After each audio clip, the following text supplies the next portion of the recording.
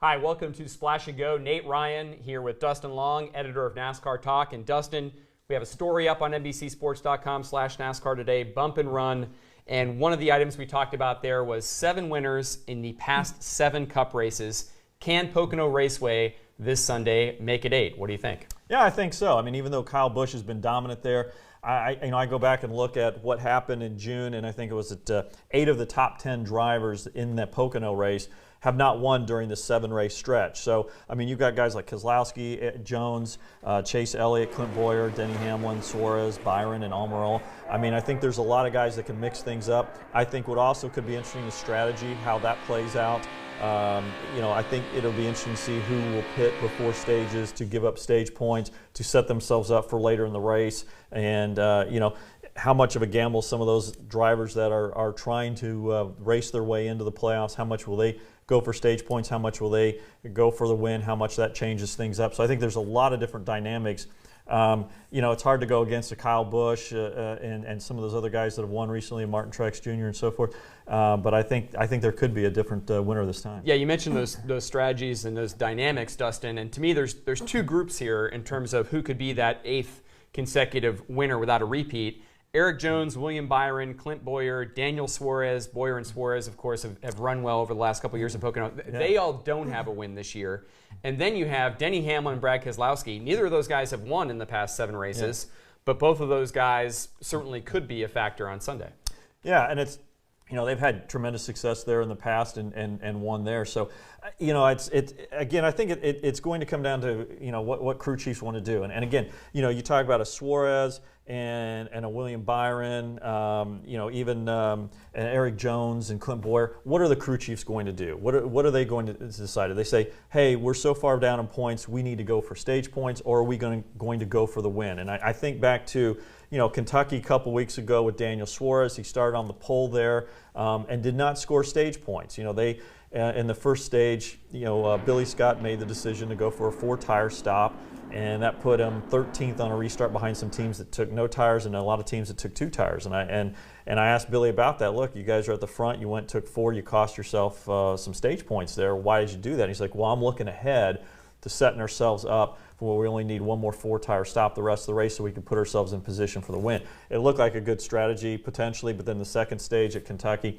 they had a tire issue and a speeding penalty, and all of a sudden Daniel Suarez doesn't score stage points. So does something like that make a crew chief like Billy Scott or some of the others more nervous, or are they more willing to take a gamble, kind of like what Chris Gale did this past week at New Hampshire with Erik Jones? Yeah, and Erik Jones, again, looking for his first win this year. William Byron looking for the first win of his career, as is Daniel Suarez. And Dustin, it feels like Pocono has lent itself to first-time ever winners in the past. Denny Hamlin being a good example. Any reason for that? Any reason you might see a guy like Byron or Suarez potentially break through and get that first Cup victory? I mean, it's certainly possible. You saw Chris Buescher win in 2016. That was a rain-shortened one, but I know Ryan Blaney won his first race in 2017, so you've seen a couple first-time winners there. Again, I think it's I think partly it's strategy and how it's set up. I think Blaney could be a good one. I mean, look how. I mean, I know it's a different type of track, New Hampshire, but he seemed to be the strongest Penske car this past weekend at the Magic Mile. So, he's won there. He's somebody that could break out. Like I said, I think there's a lot of different different candidates, and like I said, I think it's going to come down to the strategy, like what Steve Letarte likes, and I think it'll be interesting to see, as Steve Letarte says, is like, who are the crew chiefs that are going to go for the wins? And like I said, Suarez has run well there. Jones has been running well. Blaney's had a win there. To me, it'll be fascinating to see how this all plays out, because there's a lot of opportunity there, a lot of chances for some guys to get that playoff win, to get that playoff spot, or to score a lot of stage points. And it'll be interesting to see how people start playing that out on the first stage. Well, NASCAR's last visit to Pocono, Kyle Busch wins the race.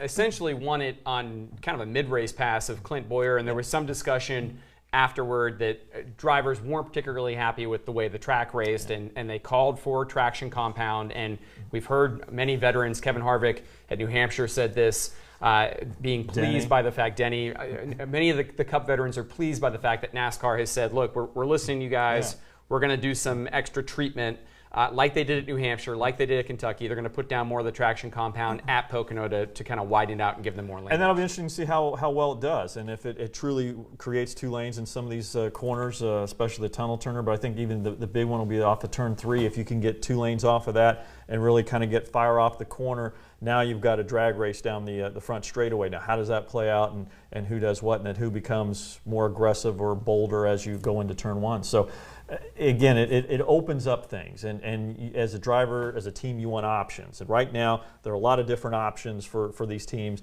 in what they're going to do. And as the race starts to play out, we'll start to see all that take place and see, okay, who's going for the win? Who feels like, you know what, we can't do it, we don't have the car, we're going for the stage points. There's a lot of candidates that can keep this winning streak going of 7 different winners in the last 7 races. And like I said, I think this will be a fascinating race to watch, just to see how it all plays out. And fortunately, we'll have Steve Letarte around to kind of decipher all that, because sometimes it does get complicated. Yeah, he can certainly fill us in and keep us illuminated on the strategies as they unfold. And one of those candidates to make it 8 straight winners and 8 Cup races is Clint Bowyer. You can hear what Clint has to say about his chances. He'll be sitting right here at this desk Wednesday on Motor Mouths, 5 p.m. Eastern on NBCSN. Be sure to tune in. Thanks for watching Splash and Go.